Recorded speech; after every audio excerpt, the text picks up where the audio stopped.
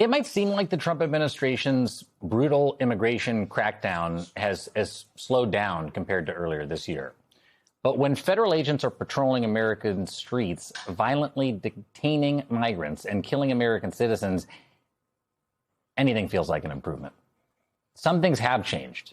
Kristi Noem, the former face of Trump's deportation campaign, was replaced at DHS. Greg Bovino, remember him, the guy that would go around in the military costume? He led a federal immigration force that terrorized cities like Minneapolis. He was also removed.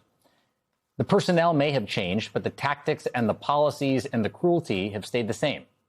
And one senator is still trying to change all that. 1 year ago this week, Democratic Senator Alex Padilla of California was dragged out of a news conference held by then Homeland Security Secretary Kristi Noem. He was pinned to the ground and he was handcuffed. His crime?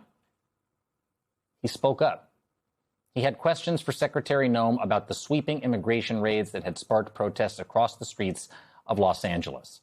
Senator Padilla's office sent me this video at the time showing how the takedown unfolded. I'm Senator Alex Padilla.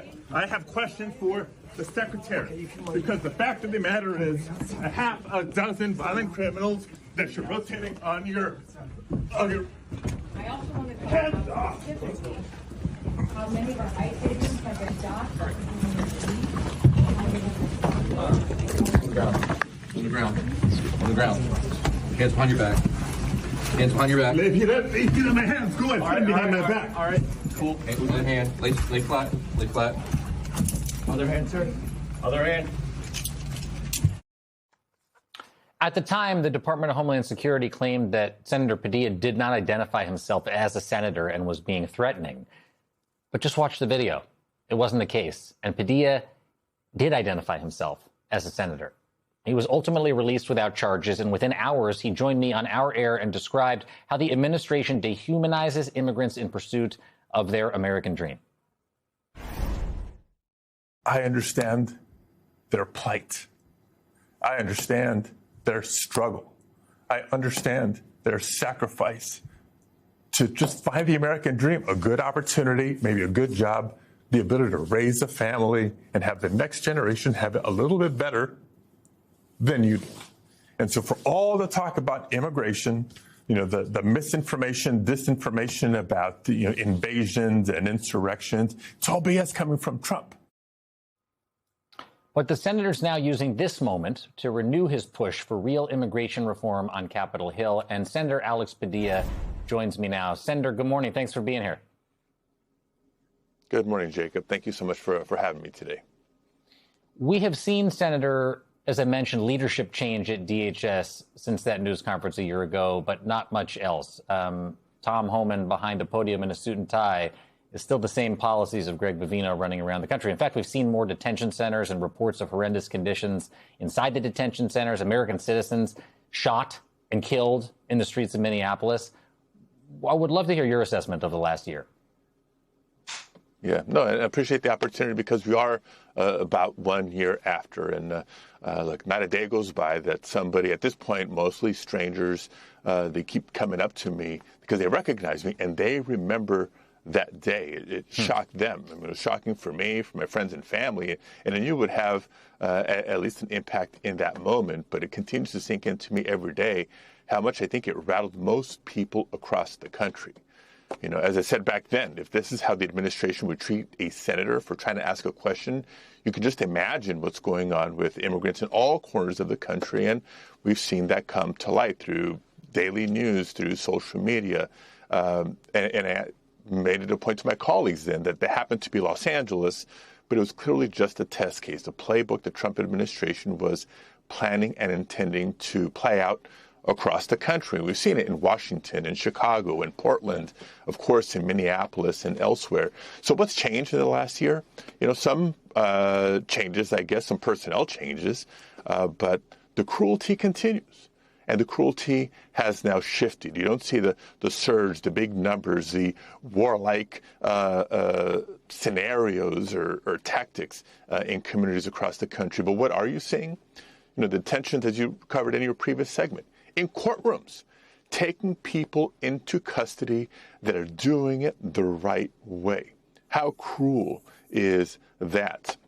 you see systematic cruelty with, the firing of immigration judges, the load on immigration judges who used to handle maybe 15 cases at a time are now handling 100 cases or more at a time. How does that help ensure due process? The difficulty in obtaining access to counsel, which is a right, a part of due process, that's being undermined. You see the intentional processing delays of DACA recipients, right? You've heard this story, the people who are applying literally months in advance before their deadline so their protections don't lapse.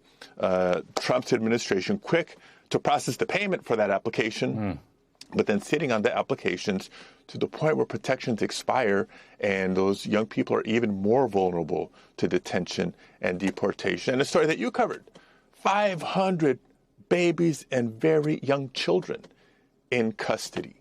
They're clearly not the worst of the worst. And I think one of the most horrific stats that people need to be aware of, more than 50 people now dead during the second Trump administration in ICE custody and growing. The conditions are abhorrent. Senator Padilla, what are we going to do about it? What are you going to do about it? Ultimately, how crucial are the midterm elections? And if the Democrats do regain control, what's your plan? Yeah, so I think there's a couple of categories of our action. There's legislative leverage whenever we can find it. I'll talk about that in a second.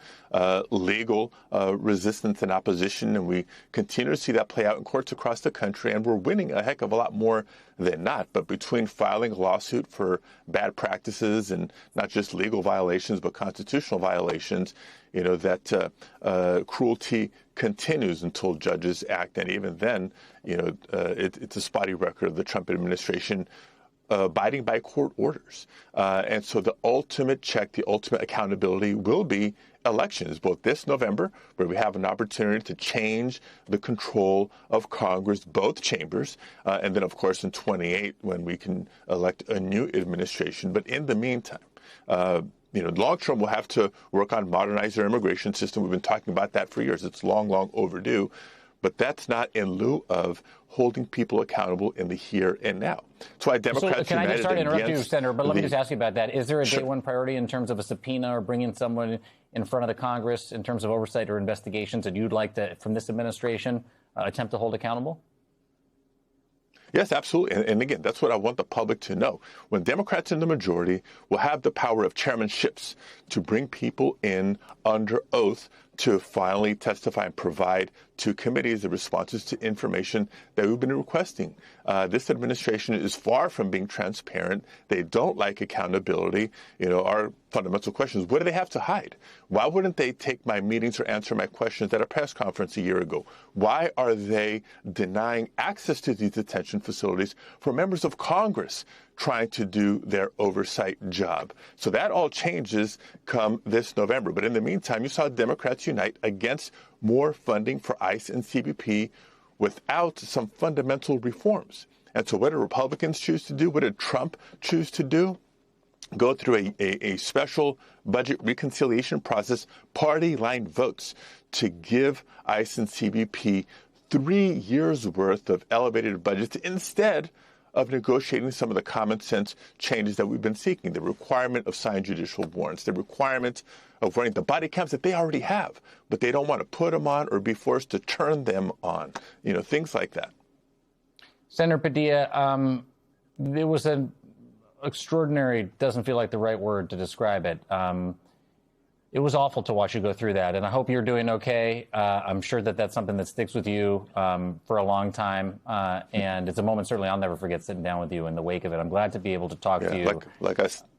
Go ahead. I appreciate it. Like I said, not a day goes by that somebody doesn't comment on it. And what I was hoping back then, I think, has played out. I said, as difficult as that was, not just for me, not just for family and friends, but clearly a lot of people, that some good would come out of this. And people who may not have been aware of what was happening in Los Angeles, all of a sudden were aware. People who were aware, but maybe not enough to care, finally caring. It wasn't a coincidence, I think, that 2 days after the incident was the first of the No Kings marches. I like to think just a few more people turned out that first No Kings Day because of what happened. The second No Kings protest was even bigger. The third, even bigger. We got to channel that that concern and that organizing to this November's elections.